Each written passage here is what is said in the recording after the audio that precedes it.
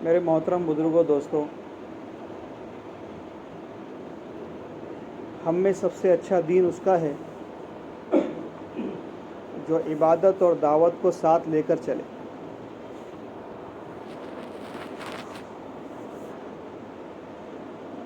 بعض لوگوں کا ذہن سارا صرف عبادت پہ لگا ہوا ہے اور بعض صرف دعوت میں لگے ہوئے ہیں، لیکن بہترین دین اس کا ہے جو دونوں کو ساتھ لے کر چلے۔ اس امت کے جتنے فضائل ہیں، 1.25 لاکھ امتیں دنیا میں آئی، جنت کا سردار اللہ نے اس امت سے چنا ہے۔ حضرت ابوبکر صدیق رضی اللہ تعالیٰ عنہ جنت کے سارے مردوں کے سردار ہوں گے۔ 1.25 لاکھ امتیں آئی، جنت کی عورتوں کی سردار اللہ نے اس امت سے چنا۔ 1.25 لاکھ امتیں آئی، جنت کے نوجوانوں کے سردار اللہ نے اس امت سے چنے۔ 1.25 لاکھ نبیوں کی امتیں دنیا میں گزری ہے، اور سب سے پہلے کسی امتی کو اللہ کا سلام آیا ہے تو اس امتی ابوبکر صدیق کو اللہ کا سلام آیا۔ عورتوں میں سب سے پہلے اللہ کا سلام، 1.25 لاکھ نبیوں میں اللہ کا سلام اگر کسی کو آیا ہے تو اس امت کی عورت کو آیا ہے۔ یہ سارے مراتب اور فضائل عبادتوں کی بنیاد پر نہیں ہیں، اور یہ امت عبادتوں کی بنیاد پہ کامیاب بھی نہیں ہو سکتی۔ 5 وقت کی نماز پڑھ لینا، روزے رکھ لینا، زکوٰۃ دے دینا، حج کرنا، ہم کہلائیں کہ ہم جنتی ہیں، یہ سراسر دھوکہ ہے۔ اس کی عبادتیں بھی دعوت کی محتاج ہیں، کیونکہ اس امت کے سارے فضائل دعوت کی وجہ سے ہیں، اور آج امت اسی دعوت کو چھوڑے ہوئے ہے۔ عبادتوں کی بنیاد پر اللہ کی مدد نہیں ہوگی، عبادتوں کی بنیاد پر اللہ کی مدد نہیں ہوگی، دعوت کی بنیاد پر اللہ کی مدد ہوگی۔ اور یہ امت جب تک دعوت پہ نہیں آئے گی، جب تک اللہ کی مدد اس کے ساتھ شامل حال نہیں ہو سکتی، پھر یہ ایسی پریشان رہے گی۔ اس کے سارے مراتب، اس کے سارے فضائل اس کے دعوت کی وجہ سے۔ ایک مرتبہ عربوں نے بنی اسرائیل پہ حملہ کیا، وہ اپنے نبی کے پاس گئے، کہنے لگے آپ ان کے لیے بدعا کیجئے۔ بنی اسرائیل کے نبی ایسے ہاتھ اٹھاتے تھے اور جو اللہ سے مانگتے تھے اللہ فوراً دے دیتا، اور ہاتھ اٹھائے اور بدعا کرنے لگے تو اللہ نے وحی بھیجی کہ تم ان کے لیے بدعا نہیں کر سکتے، اس میں ہمارا حبیب آنے والا ہے صلی اللہ علیہ وسلم۔ آپ اندازہ کی،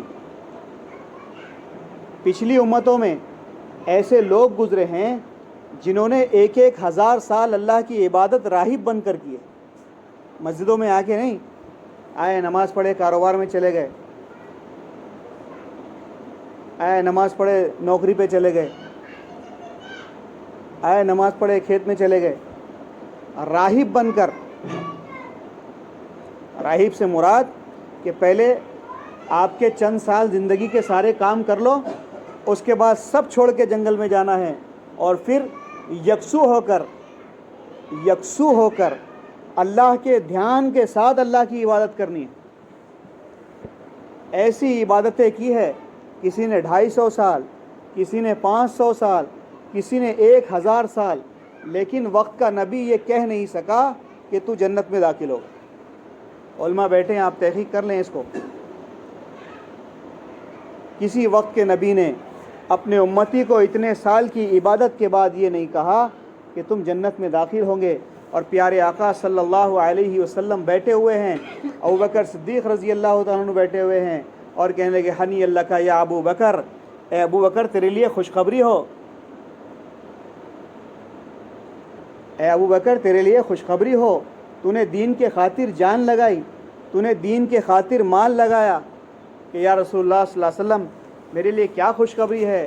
اللہ کے نبی علیہ الصلاۃ والسلام نے فرمایا جنت کے 8 دروازے ہیں اور 8 دروازے ابوبکر صدیق کو پکاریں گے اور یوں کہیں گے کہ ابو بکر تو ہمارے اندر سے داخل ہو جا تاکہ ہمارے نور میں اضافہ ہو جائے۔ ہنی اللہ کا یا عمر، اے عمر تیرے لیے خوشخبری ہو، کسی نبی نے سوالات، آپ علماء بیٹھے ہیں پوچھ لیں اور میری بھی اصلاح کر دیں، کسی نبی نے یہ نہیں کہا اپنی امتی کو 1000 سال کی عبادت کے بعد کہ تم جنت میں داخل ہوں گے، اور اللہ کے نبی ایک ہی محفل میں دعوت کی بنیاد پر صحابہ کو جنت کی بشارت دے رہے ہیں۔ ہنی اللہ کا یا عمر، اے عمر تیرے لیے خوشخبری ہو کہ یا رسول اللہ صلی اللہ علیہ وسلم میرے لیے کیا خوشخبری ہے؟ کہا میں نے کل رات ایک خواب دیکھا اور خالص موتی کا ایک محل دیکھا اور اتنا خوبصورت تھا کہ میرا دل چاہا کہ میں اس میں داخل ہو جاؤں، اور جب میں اس محل کے قریب گیا تو دربان نے مجھے روک دیا، کہا آپ اس میں داخل نہیں ہو سکتے۔ کہے کس کا محل ہے؟ کہے قریش کے ایک نوجوان کا ہے۔ اللہ کے نبی علیہ الصلاۃ والسلام اس محل کو دیکھ کے یہ گمان کر رہے ہیں کہ قریش کا نوجوان تو میں بھی ہوں، یہ محل میرا ہے۔ دیکھو دوستو بزرگوں، ایک غریب آدمی چھوٹا جھوپڑا دیکھ کے بول سکتا ہے یہ میرا ہے، اور مالدار ہے تو بول سکتا ہے جھوپڑے کو؟ ارے بولو نا، مالدار بول سکتا ہے جھوپڑے کو میرا گھر ہے؟ اور راجہ مہاراجہ بادشاہ بول سکتا ہے یہ گھر میرا ہے؟ اس کو اس کی حیثیت کا، جس گھر کو دیکھ کے اللہ کے نبی علیہ السلام کو لگ رہا ہے کہ یہ گھر میرا ہے، تو گھر کیسا ہوگا؟ اندازہ کریں آپ۔ تو کہا میں نے کہا کہ میں بھی تو قریش کا ایک نوجوان ہوں، تو کہنے لگا نہیں نہیں یا رسول اللہ صلی اللہ علیہ وسلم، یہ حضرت عمر رضی اللہ تعالیٰ عنہ مکان، جنت کی بشارتیں اور جنت میں ان کے مقامات دعوت کی بنیاد پر بتائے جا رہے ہیں۔ کا پھر میری غیرت آئی اور میں گھر میں داخل ہونے سے رک گیا، اور حضرت عمر رضی اللہ تعالیٰ کہ یا رسول اللہ صلی اللہ علیہ وسلم آپ داخل ہو جاتے تو مجھے خوشی ہو جاتی۔ ہنی اللہ کا یا عثمان، اے عثمان تیرے لیے خوشخبری ہے، تو نے دین کے خاطر جان لگائی، تو نے دین کے خاطر مال لگایا۔ کہ اللہ کے یا رسول اللہ میرے لیے کیا خوشخبری ہے؟ کہا جنت میں ہر نبی کا ایک خادم ہوگا، میرا خادم عثمان ہوگا۔ ہنی اللہ کا یا علی، اے علی تیرے لیے خوشخبری ہو کہ یا رسول اللہ صلی اللہ علیہ وسلم میرے لیے کیا خوشخبری ہے؟ کہ علی تیری جنت میری جنت کے سامنے ہوگی، جب تو دروازہ کھولے گا میری جنت نظر آئے گی، جب میں دروازہ کھولوں گا تیری جنت نظر آئے گی۔ ہاں، ہنی اللہ کا یا عبیدہ اور ہنی اللہ کا یا عبد الرحمن بن عوف، یا رسول اللہ ہمارے لیے کیا خوشخبری ہے؟ کہ جنت میں ہر نبی کے 2 باڈی گارڈ ہوں گے، میرا باڈی گارڈ کون ہوگا؟ عبیدہ بن جرہ اور عبد الرحمن بن عوف ہو۔ ہنی اللہ، حضرت بلال بیٹھے ہوئے تھے کہ یا رسول اللہ میرے لیے؟ کہ ہنی اللہ کا یا بلال، اے بلال تیرے لیے خوشخبری ہو کہ جنت میں سب سے پہلے تیرا قدم داخل ہو۔ میں نبی ہوں گی لیکن مجھ سے پہلے جنت میں تیرا قدم داخل ہوگا۔ کہ یا رسول اللہ کیا بات ہو گئی؟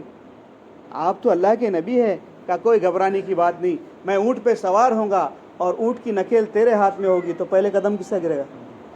یہ مراتب مل رہے ہیں، یہ عبادتوں کی بنیاد پہ نہیں مل رہے ہیں، یہ دعوت کی بنیاد پہ مل رہے ہیں۔ اور امت آج اس دعوت سے رکی ہوئی ہے۔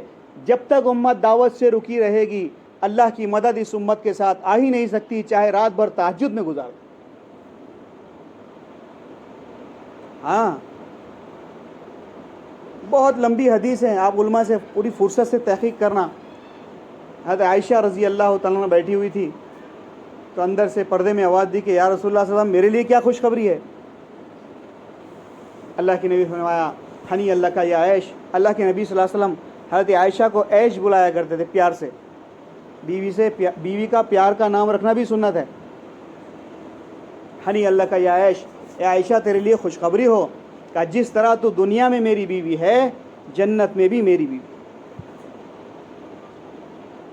یہ سارے انعامات دعوت کی بنیاد پر۔ ورنہ 1,000 سال کی عبادتوں کی بنیاد پر بھی کوئی نبی یہ نہیں کہہ سکا تم جنت میں داخل۔ اس لیے دوستو بزرگوں، ہم دعوت پر آئیں، ہم دعوت کو ہلکا نہ سمجھیں۔ جب دل بولے گا کریں گے، مرضی آئیں گی کریں گے، وقت ملے گا کریں گے۔ ہم نے دعوت کو اپنے تابع کیا ہے، نہیں، ہم کو اپنے آپ کو دعوت کے تابع کرنا ہے۔ جب تک ہم اپنے آپ کو دعوت کے تابع نہیں کریں گے دوستو بزرگوں، دیکھو دوستو بزرگوں، حضرت موسیٰ علیہ السلام لشکر کو لے کے چل رہے ہیں اور کہنے لگے موسیٰ تو نے ہم کو مروا دیا۔ پیچھے فرعون کا لشکر، آگے دریا۔ موسیٰ علیہ السلام کہنے لا تخف ان اللہ معی، ڈرو مت گھبراؤ مت، اللہ میرے ساتھ ہے کیونکہ میں داعی ہوں۔ کیا کہا؟ ڈرو مت گھبراؤ مت، اللہ میرے ساتھ ہے، میں داعی ہوں۔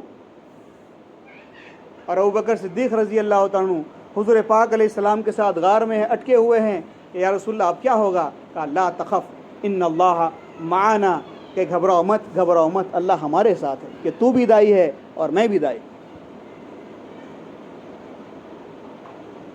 دوستو بزرگوں، صحابہ عبادتوں کی بنیاد پر بیٹھ جاتے تو مکہ اور مدینہ تک دین محدود ہو جاتا اور ہم دین سے محروم ہو جاتے۔ کتنی قربانیاں اس دین کے لیے دی گئی۔ آج ہم سے چھوٹا سا مطالبہ ہوتا ہے، چلے کا ہوتا ہے، 4 ماہ کا ہوتا ہے، مسجد وار جماعت کا ہوتا ہے، لیکن دوستو بزرگوں اگر ہم اتنا چھوٹا مطالبہ بھی پورا نہیں کر سکے تو قیامت کے میدان میں ان صحابہ کو کیا منہ دکھائیں گے؟ اللہ کے نبی علیہ السلام کے اللہ کے راستے میں جانے کے لیے آواز لگی کہ لاؤ اپنا مال لاؤ، اللہ کو ضرورت ہے، اللہ کے راستے میں جماعت جانی ہے۔ اور ابوبکر اپنا مال لے کے آئے، اور حضرت عمر اپنا مال لے کے آئے، اور عثمان اپنا مال لے کے آئے، اور علی اپنا مال لے کے آئے، سارا مال پڑا ہوا ہے سارا۔ ایک اور صحابی ہے وہ اپنا مال لے کر آئے، تو اللہ کے نبی علیہ السلام نے فرمایا کہ جس قربانیوں کے ساتھ یہ مال لایا گیا، اس مال کو ان ساروں پہ پھیلا دو، ہو سکتا ہے اس مال کی برکت سے اللہ سب کا مال قبول فرمائے۔ سب کے سامنے واقعات ہے، چھپا ہوا نہیں، اس لیے میں نے اس کو شارٹ میں سنایا۔ تو دوستو بزرگوں، جب تک ہم اللہ کے دین کے لیے کھڑے نہیں ہوں گے، جب تک اللہ کے دین کے لیے قربانیاں نہیں دیں گے، اللہ کی مدد ہمارے شامل حال نہیں ہوں گی۔ اگر ہم چاہتے ہیں کہ ہم قیامت کے میدان میں حضور پاک صلی اللہ علیہ وسلم کے امتی بن کر کھڑے ہوں تو ہم کو دعوت پر آنا پڑے گا، ورنہ قیامت کے دن یہ صحابہ گربان پکڑیں گے۔ ہم نے تم کو تک دین پہنچانے کے لیے جو قربانیاں دی، ہم نے تم کو دین پہنچانے کے لیے بچوں کو یتیم کیا، ہم نے تم تک دین پہنچانے کے لیے بیویوں کو بیوہ کیا، ہم نے اپنا سب کچھ اجاڑ کر تم تک دین پہنچایا ہے۔ آج یہ دین پوری دنیا میں مٹایا جا رہا ہے، باطل اس کی کوشش میں لگا ہوا ہے، کہیں مسجدوں کو چھینا جا رہا ہے، کہیں ایمان والوں کو پاڑا جا رہا ہے، کہیں کاٹا ہزاروں سوشل میڈیا کا دور ہے، آپ سب کے سامنے واقعات ہے۔ اگر اس دور میں ایمان والا ایمان کی محنت کو لے کے کھڑا نہیں ہوگا تو اللہ کی قسم قیامت کے میدان میں یہ مجرموں کی صف میں کھڑا کیا جائے۔ ہمارا گھر بیٹھنا اللہ کو بالکل گوارا اور پسند نہیں۔ اس لیے دوستو بزرگوں، ہماری گزارش ہے آپ سے، ہم سب نیت کریں انشاءاللہ کہ ہم اپنے آپ کو دعوت پہ لائیں گے۔ بھئی لاؤ گے انشاءاللہ؟ یہ مسجد و جماعت کا چھوٹا سا کام ہے، اس میں بھی اگر ہم دعوت پہ نہیں آ پا رہے ہیں تو دوستو بزرگوں پھر آگے کی جو قربانیاں ہیں اس کا ہم کیا جواب دیں گے؟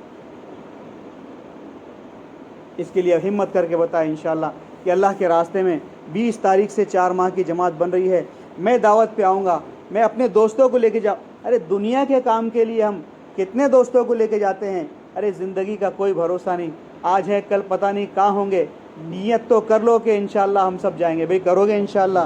اب ہمت کر کے بتائیں کہ کون تیار ہے، بتائیں ماشاءاللہ۔